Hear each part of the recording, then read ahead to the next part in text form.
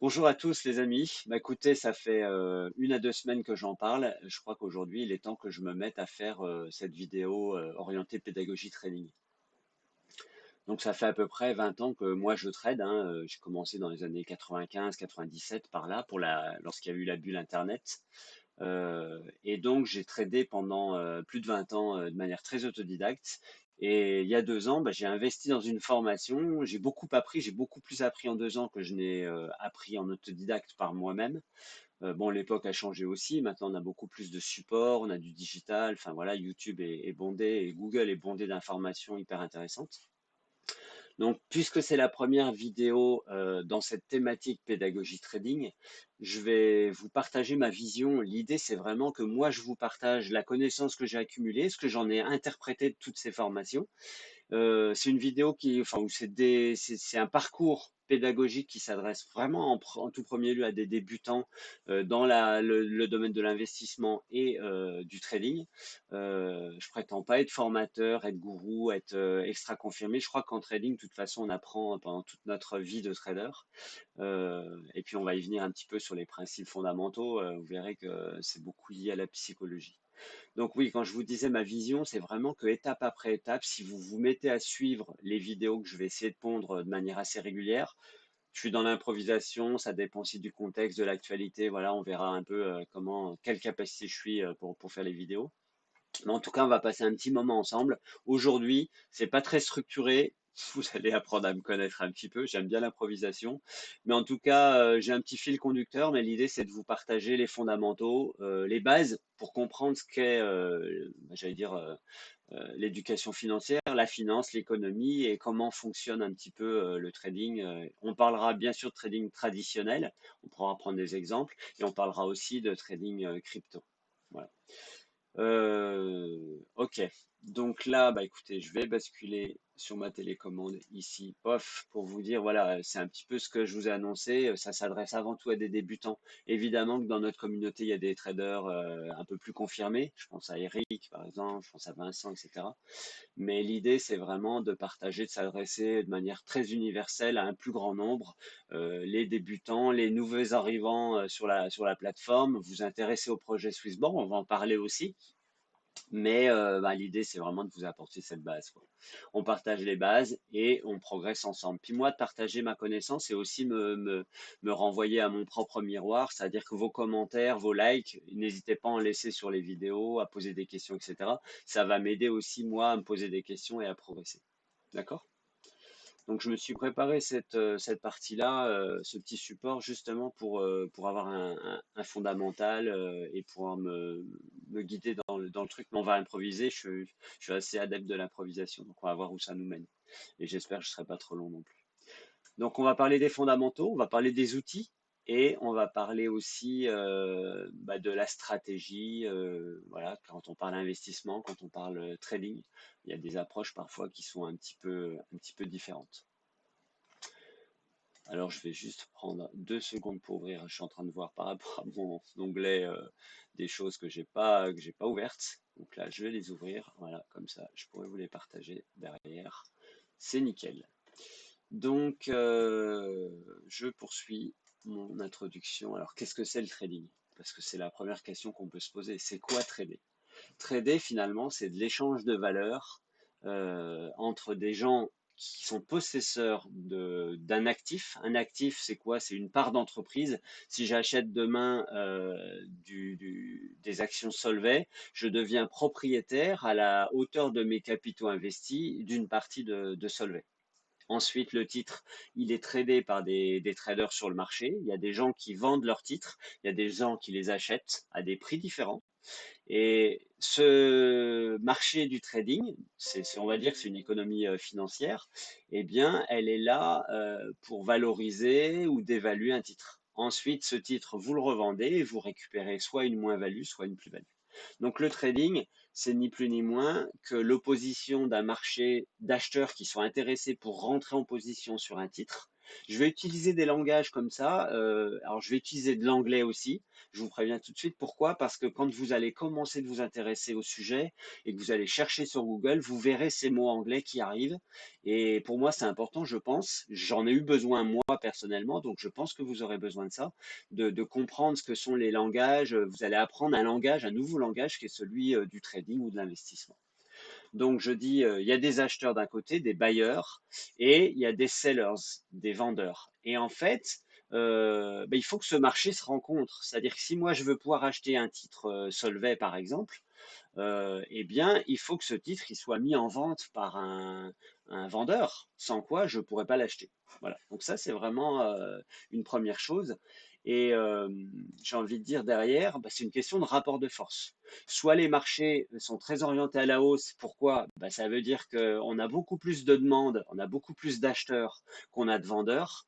Et auquel cas, le marché monte parce que je vais prendre l'exemple du vendeur de glace. Si j'ai de quoi fournir et fabriquer 50 glaces pendant l'été, j'arrive sur une plage et que j'ai 100 personnes qui veulent m'acheter mes glaces et que j'en ai pour en produire que 50, eh bien évidemment que je pourrais augmenter mon prix. C'est-à-dire au lieu de vendre ma glace 3 euros, je la vendrais 5 euros, voire 10 euros, parce que je sais qu'à 10 euros, il y a peut-être quand même des gens qui me l'achèteront, tellement ils ont envie d'une glace en plein été. Bon, c'est un exemple qui m'est venu comme ça, mais voilà, l'idée, c'est de vous montrer ce rapport de force qui existe entre les deux. Alors, plus la demande est forte, l'exemple était là pour ça, c'est-à-dire plus la demande est forte, et plus les acheteurs ont la main. Voilà, on dit ça souvent.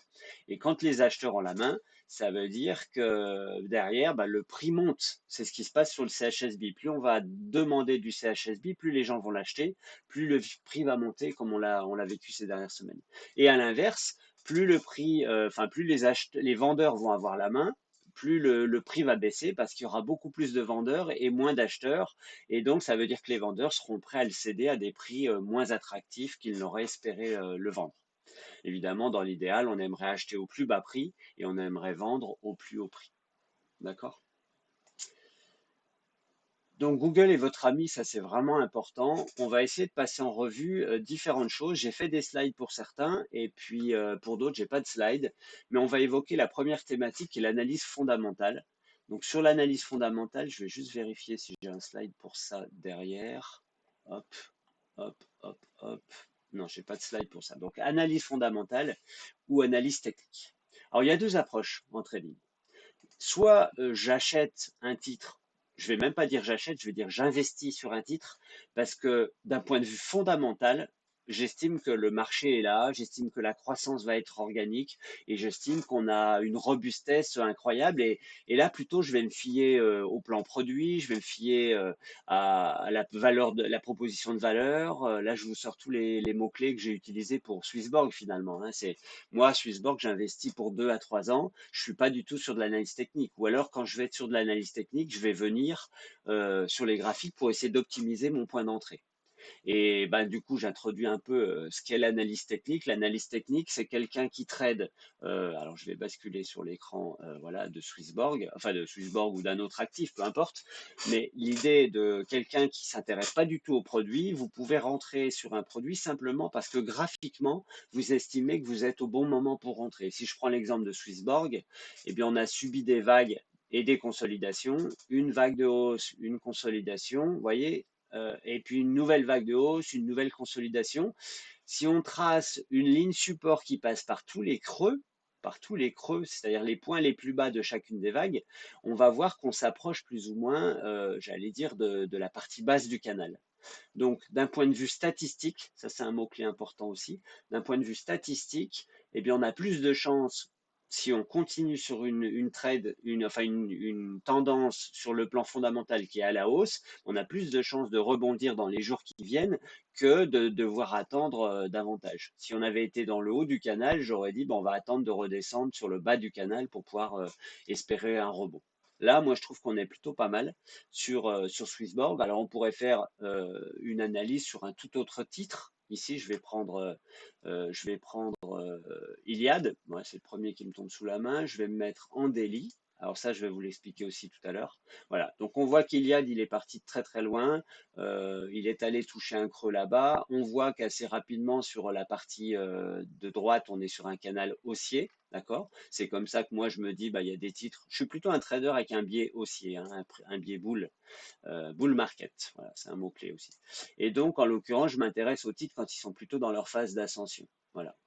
Mais voilà, on va voir qu'on est rentré sur des titres, etc.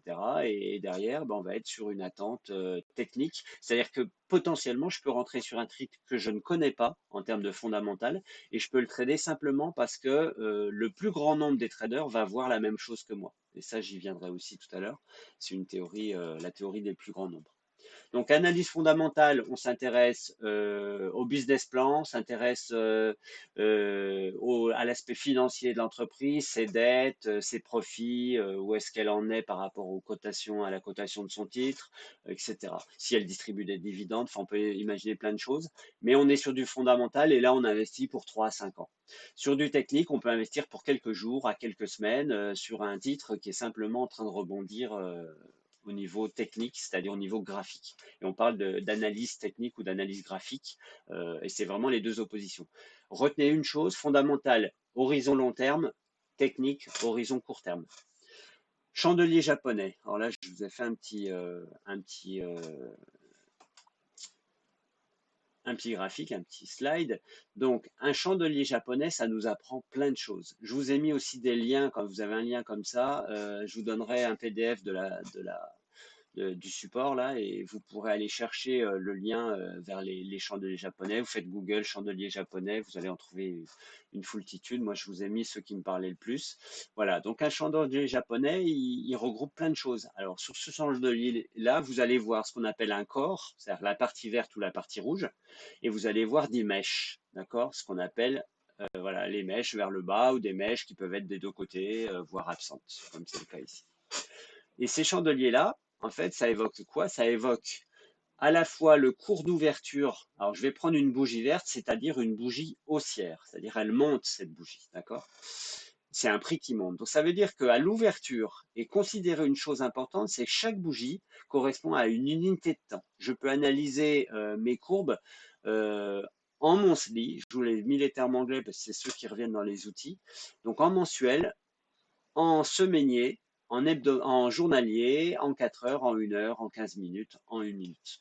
Ce que vous pouvez remarquer aussi, c'est qu'on a un ratio de 4 en fait. C'est comme si on zoomait x4 à chaque fois sur une unité de temps. Donc imaginons sur une unité de temps quelconque, on peut prendre le daily ou voilà, en daily. Donc vous avez un corps et ça veut dire que sur une journée, si la bougie représente une journée, le prix a ouvert au coin inférieur gauche ici, il a navigué entre des plus hauts qui sont les extrémités des mèches, c'est-à-dire ici le haut du carré, le plus bas, etc. Donc il a navigué dans la journée pour conclure la journée, la fin de la bougie, sur un prix en hausse à ce prix-là. D'accord? Voilà. Donc ce qu'on peut voir, c'est que sur une bougie comme celle-ci, il a vraiment méché vers le bas extrêmement loin et puis il est revenu conclure au-dessus du prix d'entrée. Sur cette bougie-là, bah, c'est une bougie inverse, c'est une bougie baissière. Donc on a ouvert à ce prix-là.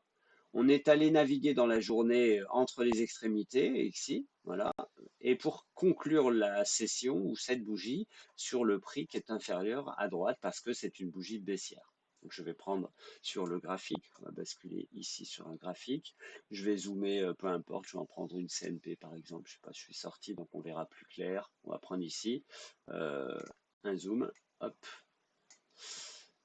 voilà. Donc voilà, ici on a une succession de bougies haussières, d'accord? Et puis on a des bougies baissières, voilà, où à chaque fois le prix a ouvert ici sur cette session-là. Je suis en daily, vous voyez l'échelle de temps, donc on est vraiment sur les unités de temps journaliers. Donc une bougie égale une journée. Et donc ici j'ai ouvert et j'ai fini ici. Le lendemain j'ai ouvert quasiment au prix de clôture de la veille. J'ai fini ici, etc., etc. Vous comprenez le principe, d'accord? Donc je reviens sur mon écran précédent. Ce qui est important, c'est les unités de temps. Ouais, c'est vrai que c'est important parce qu'une unité de temps, ça se surveille aussi à des différents niveaux. C'est-à-dire que moi, quand j'analyse un cours, je vais utiliser mes indicateurs qui sont en dessous, mais je vais aussi analyser ça dans ce qu'on appelle les time frames, les fenêtres de temps différentes. Je vais regarder en journalier ce que ça donne. On est sur un horizon long terme. Et puis, si je veux rentrer à un point plus optimisé, je vais descendre en 1 heure ou en 15 minutes si je veux aller chercher le point le plus optimal. Ce qui est important de dire aussi, finalement, c'est que quand vous êtes dans une situation donnée, moi aujourd'hui, je suis freelance, j'ai ma mission qui est en sommeil, j'ai du temps, donc je peux passer du temps devant les écrans, c'est parfait. Je peux très bien trader dans des unités de temps assez courtes, sur du 1 heure, sur du 4 heures, pour espérer un gain sur un temps très court aussi. Mon trade peut durer quelques heures à quelques journées. Si vous êtes sur un poste où vous avez un job toute la journée, vous n'êtes pas disponible, eh bien vous passez sur une unité de temps plus longue, la journée, voire la semaine. Ça veut dire quoi? Ça veut dire que de toute façon, vous n'avez pas besoin d'être devant les écrans pour trader. Vous allez attendre que la bougie se termine, c'est-à-dire votre séance de la journée. Et le soir, après dîner, vous pouvez très bien passer 15 minutes pour faire votre arbitrage et vous dire, bah oui, là pour demain, il faut que je vende, pour demain, il faut que j'achète, etc. Et programmer vos ordres pour qu'ils s'exécutent alors que vous n'êtes même pas devant les écrans. Donc c'est ça en fait à quoi ça sert les unités de temps. Ça vous permet d'ajuster votre stratégie à votre situation professionnelle ou personnelle. Hop, je reviens sur l'écran. C'est parfait. Euh, donc next slide. Alors ça, c'est un autre élément hyper important, c'est la théorie de dos. Alors, on l'a vécu sur CHSB, on a des vagues de hausse. On va dire qu'un prix, ça évolue en alternance entre une hausse et une baisse. Ça, c'est l'universalité du trading, quels que soient les actifs, que ce soit des actifs crypto, des actifs traditionnels d'entreprise, des matières premières, des devises, vous avez toujours une alternance entre la hausse et la baisse. Ça, c'est vraiment l'important. Et puis sur la théorie de dos, on va dire que les choses essentielles, c'est de dire que quand votre prochain sommet est toujours plus haut, alors si vous voyez ma souris, yes. Si bah non, vous voyez peut-être pas ma souris. Donc si votre prochain sommet est plus haut que le précédent et que votre prochain creux est plus haut que le précédent, vous êtes sur une tendance haussière. Si vous avez l'inverse, c'est-à-dire votre prochain sommet qui est plus bas que le précédent ou votre prochain creux qui est le plus bas que le précédent, vous êtes sur une tendance baissière. Voilà. Ça, c'est vraiment classique. Je vous mettrai le support et vous aurez la vidéo en question. Donc, c'est une façon de déterminer la tendance. Il y en a plein des façons de déterminer les tendances. On va y venir puisque je vais vous parler aussi d'indicateurs. Mais c'est vraiment extrêmement important. D'accord? Donc, je continue. La théorie du plus grand nombre pour moi, mais c'est essentiel, quoi. Alors, je vais lire quand même ce qu'il y a sur le slide. Plus il y a de monde pour voir un signal, une position, ce qu'on appelle un pattern, une formation graphique, là on parle d'analyse technique, hein, on est d'accord, et bien plus l'impulsion dans le sens ou dans l'autre, d'accord, va être forte. C'est-à-dire qu'on n'a pas de boule de cristal, personne ne pourra vous vendre l'idée qu'on sait d'avance dans quel sens ça va partir, on sait d'avance quel sera le prix de demain ou d'après-demain. Si quelqu'un fait ça, courez vite dans l'autre direction parce que c'est impossible. Par contre, on peut s'imaginer des choses, on peut faire des plans et des projections. Et en fait, le trading, c'est qu'une affaire de statistiques. Et on y viendra tout à l'heure, j'essaierai de passer au tableau pour vous expliquer ça. Mais c'est qu'une affaire de statistiques et c'est aussi tout le secret de la gestion du risque derrière. C'est qu'on ne mise jamais all-in sur un trade. On est vraiment sur la répartition de nos risques pour limiter les pertes quand on est sur une perte. Il faut bien intégrer aussi que le trading intègre la notion de perte dans notre stratégie. Moi, la perte des euros fait partie complète de mon trading et le gain aussi, évidemment. L'idée, c'est que je fasse plus de gains que je ne fasse de pertes. Mais c'est vraiment intéressant parce que c'est aussi contributeur à cet aspect psychologique dans l'approche trading. Et moins il y a de personnes qui voient le signal, et moins la tendance sera robuste. C'est vraiment important. Alors ça, c'est important parce que si vous allez trader sur du daily, je vais passer sur les graphiques. Ici, hop. Si je reste en daily et que je dézoome. Voilà. Voilà. imaginons, voilà, que ici, j'étais à tracer un graphique. Donc là, on voit qu'on est plutôt à l'horizontale. J'y viendrai après sur les notions de marché et tout ça. Mais je vais tracer un canal, d'accord, qui est ici. Je vais passer par deux sommets. Puis en dessous, je vais mettre mes parties les plus basses, d'accord? On va dire que je surveillais ce canal-là. Et bah moi, pour aller me dire, je j'ai pas j'ai pas de boule de cristal, mais pour aller me dire, est-ce que c'est intéressant de rentrer sur ce titre ou pas, bah, je vais regarder un peu l'actualité de ce titre-là. Alors qu'est-ce qui se passe? Ah oui, c'est celui-là que je voulais bouger. Voilà. Bon, on va dire que c'est comme ça. Je vais regarder l'actualité quand même. Donc crise Covid, ça peut avoir de l'influence. Là, on est sur des fondamentaux, mais après, on va regarder au niveau graphique. Et dès lors que je vais quitter le canal, par le bas ou par le haut, je vais me dire que statistiquement, il y a plus de chances si je quitte par le bas pour que le titre baisse. Et inversement, si je quitte le canal par le haut, il y a plus de chances statistiquement pour que le titre monte. Voilà. Donc en l'occurrence, ici, c'est un exemple, c'est un peu tiré par les cheveux parce que voilà, on voit clairement que le prix a baissé. On était probablement en février, c'est la crise Covid qui arrivait. Pourquoi est-ce qu'on a stagné un peu avant? C'est parce que décembre, on avait la crise Covid en Chine et les traders se sont dit, oula, qu'est-ce qui se passe? On se calme un peu. Donc, on était sur un marché, rappelez-vous, opposition buyer-sellers, on était sur un équilibre. Et bien donc, dès qu'on a eu les premiers symptômes du Covid, la crise financière a démarré et boum, le titre a chuté. Voilà. Et ça, pourquoi je vous parlais de ça? Bah, c'était cette fameuse notion du plus grand nombre. C'est-à-dire que moi, si je suis là-dessus, je suis en délit et que je vois que ça traverse, évidemment que j'aurai plus le sentiment que la totalité des traders verra la même chose et c'est pour ça qu'on peut anticiper peut-être une baisse forte parce qu'il y aura beaucoup de monde qui vont voir la même chose. À l'inverse, si je viens en 15 minutes et que je me mets dans le même canal, par exemple, alors je ne l'ai pas, bon, peu importe, je vais me mettre là-dedans. Si je suis en train d'analyser le canal sur 15 minutes, c'est-à-dire qu'ici, il est 9 heures, ici, il est 16h30, on est sur une heure. Évidemment qu'il y a beaucoup moins de traders qui vont trader sur cette zone-là et la statistique ou la robustesse de la prévision sera un petit peu plus fragile. C'est mon regard. Après, je suis pas expert, mais voilà, c'est mon regard sur la chose. Moi, j'ai juste remarqué que mes prévisions de trade sont plus robustes quand je suis en daily que quand je suis en 5 minutes ou en 15 minutes, évidemment. D'accord? Je vais virer ça pour pas être voilà, embêté par ça. Alors, je vais revenir sur le graphique. Donc voilà, ça c'est la théorie du plus grand nombre et ça c'est important en analyse technique, en analyse graphique.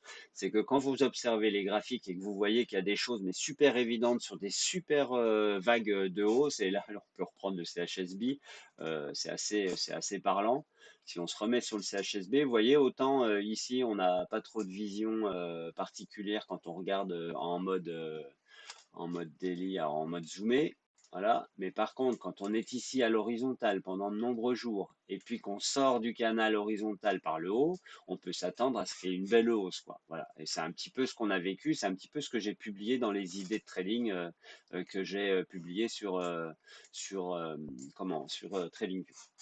Donc, vous voyez, c'est vraiment ça la théorie du plus grand nombre. C'est que plus on sera nombreux à regarder les graphiques et dans une échelle de temps, une UT assez élevée, plus je pense on aura des résultats probants. Donc, si je baisse ici en une heure, par exemple, et que je regarde notre courbe du CHSB, alors je vais passer en une heure, mais regardez ma souris en bas. Ah, mais dites-moi pas que j'ai oublié de changer d'écran. Misère. Alors, je vais changer d'écran maintenant. Quel idiot, je fais. Bon, on est dans le début, donc ça va être très compliqué, mais c'est pas grave. Donc je vous disais, sur CHSB, on va revenir sur ce que je disais juste une minute avant.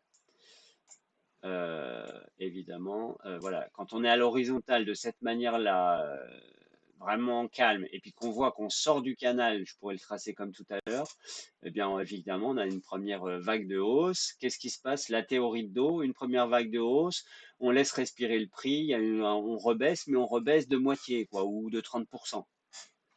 Qu'est-ce qui se passe derrière? On peut tracer un nouveau canal, on va repartir. Là, d'ailleurs, si je vous zoome sur le point que j'avais repéré, ici, vous avez les bandes de Bollinger. C'est cet indicateur qui est en bleu ici, avec ses bornes hautes et basses, et qui donne une idée de la volatilité. Quand on a une volatilité qui est extrêmement faible, comme c'est le cas quand les bornes se resserrent, c'est souvent le point d'entrée pour aller alerter sur le fait que ça va partir dans un sens ou dans un autre. Alors, à mettre en parallèle du reste, quoi. D'accord? Et donc, ici, on est parti. On a eu une première vague, on a eu une deuxième vague et on a consolidé aussi de manière assez intéressante. Voilà, on voit bien que le prix se compresse. On parle de compression du prix aussi. C'est-à-dire que les extrêmes entre les vagues, on baisse, on remonte, on rebaisse, on remonte. Puis vous voyez, on vient aplatir le signal jusqu'à avoir des bandes de Bollinger super serrées. Voilà, je reviendrai sur Bollinger peut-être dans une autre vidéo. Celle-ci, bah, vous me ferez un commentaire. C'est vrai que si j'oublie de changer d'écran, c'est quand même pas cool. On a eu une deuxième vague. On est sorti par le haut, donc on a une deuxième vague et on est reparti sur une vague haussière. Ça, c'est aussi l'actualité qui nous porte. Quand on a une vague haussière assez importante, je parlerai aussi de Fibonacci plus tard dans une autre vidéo. Donc, c'est les indicateurs que j'utilise, qui sont des indicateurs utilisés par le plus grand nombre. Voilà pourquoi je l'utilise. C'est-à-dire que si tout le monde utilise cet indicateur, ça veut dire que tout le monde va se baser en termes de mouvement du prix sur cet indicateur-là. Donc, moi, j'utilise cet indicateur pour aller définir, par exemple, les zones de retracement. Je vous l'ai tracé ici. On considère généralement sur Fibonacci que quand on a une vague de hausse, on prend le plus bas creux, le point le plus bas de la dernière vague, le point le plus haut de la précédente vague, et on considère qu'on est capable de retracer entre 50% et 61% de la vague précédente. Donc c'est pour ça que je trace toujours ces zones bleues ou oranges en disant c'est probablement la zone de rebond. Et qu'est-ce qui s'est passé ici? Vous voyez, j'avais un canal haussier qui a été tracé, les points les plus bas, on s'est à la fois rapproché du point de Fibonacci, donc le pointillé que j'ai tracé à 61%, et on s'est rapproché aussi du bas du canal. Et qu'est-ce qu'on fait? On consolide et on rétrécit. On est en train de compresser le prix. Vous voyez les bandes de Bollinger qui se réunissent. Moi, je pense qu'on peut aller. C'est intéressant de dire qu'on comprime le prix. Et là, on sera le 21, c'est-à-dire pas loin de lundi ou mardi. C'est ça, quand on est le 20 là. Donc, c'est demain soir. On sera au bout de la ligne là. Et on se rapproche aussi du bas du canal haussier. Donc, pour moi, on est dans une plage de consolidation qui est extrêmement intéressante et qui suit la théorie de dos. Pour moi, c'est important aussi qu'on ait ces moments de respiration parce que si on a un prix qui monte trop vite, on peut être, j'allais dire, soupçonné de manipulation du prix. On rachète, on rachète, on rachète de manière coordonnée pour faire monter le prix. C'est pas ce qui se passe sur Swissborg. On est vraiment sur trois vagues de hausse qui se sont passées de manière extrêmement propre, quoi. Une vague de hausse. On a eu Fibonacci, je l'ai pas tracé ici, mais à mon avis, on a retracé au moins de 50%. On a eu une deuxième vague de hausse, on est allé toucher Fibo, j'ai encore le pointillé qui traîne ici, donc vous voyez, on est allé se rapprocher de la zone de vague, et puis j'ai mon carré bleu là qui me laisse entendre que c'est Fibonacci. Donc on a rebondi dessus, on a consolidé. Et puis dès qu'on est sorti sur une autre vague, eh ben, on est reparti à la hausse de manière très puissante. Et puis on est en train de consolider encore. Je vous ai tracé les prochains points Fibonacci ici. La zone de surveillance, ça sera les 50% parce qu'on va s'approcher du sommet. Potentiellement, le dernier sommet, ça peut être une zone de résistance. Mais si on traverse, ben, on peut aller sur les 100% de Fibonacci ou les 127%. Donc le prochain objectif, ça peut être 19 ou 22 centimes voilà, dans les prochains jours. Alors là, si je me mets dans mon curseur en une heure, on est autour de milieu de semaine prochaine. On va dire fin de semaine prochaine. Voilà. Ça, c'est important. Je regarde ce que j'ai dans mon bag sur les. Ouais, je vais vous en parler aussi de ça. Alors, je reviens sur l'écran précédent pour vous montrer le slide. Je vais vous parler d'un seul indicateur aujourd'hui, qui est un indicateur que j'utilise aussi sur les graphiques, qui est le RSI. Alors, RSI, j'en utilise trois. J'utilise RSI, j'utilise bande de Bollinger, abrégé BB ici dans le slide, et MACD. MACD pour moyenne mobile, convergence, divergence. Je vais vous expliquer en fait, et ça sera ma conclusion parce que la vidéo est très longue. Je vais vous expliquer aujourd'hui Pourquoi j'utilise ces indicateurs? Je vous ai parlé de Fibonacci aussi, parce que c'est une concordance des trois qui me laisse entendre qu'on a une statistique plutôt positive pour un mouvement de hausse ou plutôt négative pour un mouvement de baisse. Et moi, toujours, j'ajoute cette statistique, cette probabilité, puisqu'on est dans les probabilités, c'est vraiment très mathématique, pour ajouter de la performance sur mon trading. Donc, je rebascule sur l'écran cette fois, j'oublie pas de le faire. Voilà. Donc là, vous avez à l'écran tous les indicateurs dont je vous ai parlé. Fibonacci, qui est cette version-là que j'ai tracée, mais je vous montrerai le détail de Fibonacci, je ferai peut-être un zoom sur Fibonacci plus tard. Mais sachez simplement qu'en gros, on définit les sommets, le creux, le sommet pour avoir la dernière vague. Donc c'est un outil, moi je suis dans TradingView, alors je vous en parlerai aussi de TradingView parce que c'est un outil super intéressant qui vous permet de faire vos analyses graphiques et de les mémoriser surtout. Vous ouvrez un compte, c'est gratuit, en 2 minutes vous pouvez avoir un compte et vous pouvez avoir vos différents actifs à surveiller et avoir vos graphiques qui sont permanents, voilà, au point de pouvoir les suivre, les historiser, etc. Et vous avez une barre d'outils donc, dans lequel vous pouvez faire un certain nombre de choses. Ce sont des outils que j'ai sélectionnés parmi tous les panels d'outils qui sont disponibles ici. Je vous ai sélectionné les meilleurs. Peut-être un jour je ferai une revue de mes outils. Ici, j'ai Fibonacci, donc j'ai retracement, c'est-à-dire quand le prix baisse, j'utilise cet outil, et quand le prix monte, j'utilise celui-ci. Alors je vais vous le refaire en live pour que vous vous rendiez compte, d'accord? Hop, j'essaie, hop, je chape, là j'en ai mis un de trop, hop. Je vais supprimer Fibonacci ici. Donc, comment j'utilise Fibonacci? Grosso modo, j'essaye de voir la dernière vague. Donc, il y a une petite baisse ici. J'ai estimé que le dernier creux, c'était là. Et le dernier sommet avant une rebaisse, il est ici. Donc, je utilise mon outil. Je prends retracement, d'accord? Retracement Fibo. Et je vais aller chercher, j'ai un aimant ici, donc qui va m'aider à pointer le dernier creux. Hop, je vais chercher mon dernier sommet. Et là, il me donne les zones, la zone de renforcement que je vous ai indiquée à 50% et 61%. Ce sont des valeurs universelles qui sont utilisées par tous les traders, la théorie du plus grand nombre. Donc, j'ai pas de raison d'en changer. J'utilise moi les mêmes valeurs que tout le monde. Et du coup, ça laisse entendre que si tout le monde suit ce truc-là, ça explique peut-être pourquoi. Je dis peut-être, j'ai pas de certitude, mais ça explique peut-être pourquoi le prix rebondit à chaque fois, plus ou moins, sur cette zone basse de 61. Donc ça me laisse entendre, moi j'ai un soupçon de dire que sur cette valeur-là en particulier, le Fibonacci est utilisé. Si je fais la même chose maintenant pour la vague d'extension, et c'est ça qui peut être intéressant, c'est que je peux imaginer comment le prix peut bouger demain sur une prochaine vague. Alors je fais le même, j'ai choisi l'outil extension, d'accord? Comment c'est écrit? Prolongation. C'est pas extension, mais c'est prolongation. Je vais faire la même chose. À la différence près, c'est que je vais choisir le dernier creux, le dernier sommet, d'accord? Et je vais aller chercher le dernier creux du retracement. Donc en l'occurrence, il est ici, d'accord? Voilà, ici. Donc ici, je retrace quoi? Je retrace ma zone de 61% qui peut être potentiellement une zone de travail du prix, d'accord? Et puis, donc je pourrais faire les mêmes flèches qu'ici, c'est-à-dire avoir des 2, 3 flèches qui bougent ici, comme je vous l'avais fait d'ailleurs ici. Et puis, si on traverse la zone, eh bien, on va se diriger doucement, mais sûrement, vers probablement les 100%. Alors là, les deux se mélangent, évidemment. Donc, les 100%, ça aurait été bien que je vous le mette de manière claire quand même. J'en supprimais une ici. Voilà, hop, voilà, c'est plus clair. Donc les 100% et les 127%, c'est les valeurs qui sont utilisées en actifs traditionnels. Je ne sais pas encore, j'ai pas assez d'expérience sur les cryptos pour vous dire que c'est les zones de rebond potentielles, mais en tout cas c'est l'objectif que je me fixe déjà pour la semaine qui vient. Voilà, on pourrait être autour de 19 ou de 20 centimes. En tout cas, c'est mon objectif personnel. Je ne suis pas conseiller financier, c'est votre propre décision derrière, mais en tout cas moi c'est mon objectif. Je pense qu'on va rebondir sur le canal haussier. Les nouvelles en fondamentales, on mixte, sont toujours très bonnes. On a des nouveaux produits qui arrivent. On va rentrer demain, la semaine prochaine, le PAX G. J'ai publié dans le Discord, vous verrez ça. Donc, on a des très bonnes nouvelles pour le CHSB.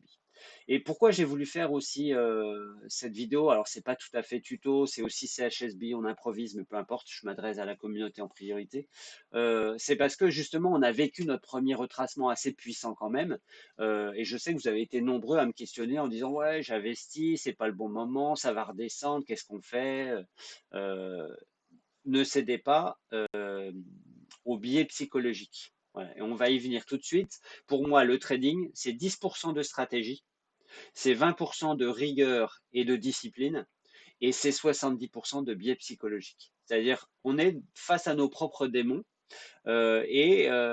toute la partie psychologique, c'est de résister à nos croyances ou nos peurs et respecter la stratégie qu'on s'est fixée. Moi, ma stratégie, c'était d'attendre juin 2021 pour atteindre 10 centimes. Alors, ça a été balayé d'un revers parce qu'on a atteint 10 centimes dès cette année avec un an d'avance. Donc, je me fixe d'autres objectifs. Mais dès que je me fixe une stratégie, loin de moi l'idée de paniquer. Ou alors, il faut que ce soit fait dans une stratégie vraiment d'optimisation de gains. Si vous décidez de vendre pour acheter plus loin, pourquoi pas? Mais vendre, c'est renforcer et c'est amplifier le mouvement de baisse aussi et c'est amplifier le risque qu'il y ait un mouvement de panique qui arrive et qui fasse qu'on baisse beaucoup plus que ce qu'on aurait baissé notamment. Pourquoi est-ce que le mouvement a été amplifié ici? C'est assez simple de mon point de vue, c'est on a eu ce mouvement de baisse qui a démarré et le même jour, on a implémenté le stablecoin sur l'application. Le stablecoin, c'est une porte ouverte pour pouvoir justement faire du trading et non plus de l'investissement sur le CHSB sans avoir de cession au sens fiscal. C'est-à-dire qu'au lieu de céder, de vendre des CHSB et de les transformer en euros, auquel cas vous seriez taxé sur vos plus-values à hauteur de 30% avec la taxe la flat tax, pardon, et bien là, vous échangez vos CHSB sur cet USDC, ce stablecoin indexé sur le dollar, mais au sens fiscal, vous n'avez fait aucune cession. C'est-à-dire que vis-à-vis du fisc, vous êtes clean, vous êtes toujours en position crypto. Ça veut dire que derrière, une fois que vous aviez les stablecoins de poser en attente, lorsque vous êtes dans la zone avec 3-4 centimes de moins sur votre token, vous pourriez très bien prendre vos stablecoins et les réinjecter et racheter des tokens et en avoir davantage. Et je pense que c'est exactement ce qu'on a subi, c'est-à-dire qu'il y a beaucoup de gens qui ont dû se dire stablecoin, c'est super, je vais faire ma première opération de trading sur le CHSB. Jusqu'à présent, j'ai accumulé, j'attendais patiemment sur une vision long terme. Et là, j'avais la possibilité de le faire. Certains l'ont fait sans doute. Moi, j'ai pas bougé. Je suis resté tranquille et ma foi, maintenant, je suis très satisfait de ce qui se passe avec comment je dirais, cette compression du prix. Si je vous trace la compression, vous prenez le dernier sommet, vous tracez le dernier sommet ici, et puis on pourrait faire la même chose, pardon, je vais le faire ici, sur le dernier creux, et puis je sais même pas où est je vois pas, alors je vais zoomer. Oups, qu'est-ce que j'ai fait? Qu'est-ce que j'ai fait, mes amis? Je ne sais pas encore où est-ce qu'on est là. 18 centimes, donc ma courbe est en dessous. Ah, qu'est-ce que je fais? Oh là là. Alors attendez, je vais dézoomer la souris, ce sera plus simple. On la revoit arriver. Voilà, j'ai un peu du mal à tout faire en même temps. Voilà, donc là, je redézoome. Hop, voilà. Et là, je vais remonter un petit peu parce que ça se mélange avec le prix, avec les volumes. Voilà, donc là, si je trace la même courbe que mes sommets, donc là, j'ai un creux ici. Là, j'ai une grande mèche qui est venue rebondir là. Disons que je vais prendre sur une moyenne parce qu'on voit que là, on a rebondi sur une moyenne, méché ici, on a rebondi ici aussi. Bon, bah, vous voyez que le prix s'est très, très bien comporté. Et puis, on a des bandes de Bollinger qui sont super serrées. Donc là, on approche d'une zone de rebond potentiel, c'est-à-dire que ça va partir dans un sens ou dans l'autre. On le sait déjà. Moi, je pense que on a nos sommets, c'est-à-dire dès que le prix va franchir cette droite de résistance ou par le haut ou par le bas, eh ben, on aura potentiellement un mouvement. Si on franchit par le bas, on pourra peut-être aller tester la zone du bas du canal. Et si on franchit par le haut, bah, pour moi, on est parti pour une nouvelle vague, quoi, hein, tout bêtement. Voilà. Très intéressant ce qui se passe là. Donc, je vais conclure une dernière fois peut-être au tableau pour vous, parce que j'ai deux, trois choses à vous dire sur le trading classique. Et puis, bah, ce sera la conclusion. Je ne sais pas si ce sera super, mais en tout cas, c'est déjà une première séance. Vous me direz ce que vous en pensez derrière. Voilà. Donc, je vais faire pause, le temps de passer au tableau et de vous présenter deux, trois choses aussi. D'accord? Ah ben non, j'ai oublié de dire une chose. Alors peut-être le tableau, je le ferai un peu plus tard. Je vais vous parler des indicateurs puisque j'étais parti pour faire ça. Donc je vous ai parlé des bandes de Bollinger qui sont ici en bleu, voilà, qui sont tracées par une limite haute et une limite basse.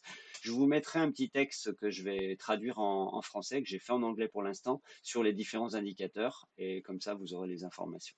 Mais en tout cas, ce qu'il faut retenir de la bande de Bollinger, c'est que c'est en gros un indicateur qui vous indique la volatilité. Plus les bornes sont éloignées, plus c'est volatile, plus le mouvement est important. Ce qu'il faut savoir, c'est que le prix navigue toujours avec le setup que j'ai choisi entre les bornes. C'est-à-dire que si je viens à sortir du canal par le haut, là, du canal de Bollinger, c'est que le prix va se calmer un peu. Et puis de la même façon, si je sors par le bas, le prix va rebondir aussi un peu. Voilà, ça, c'est vraiment le premier renseignement.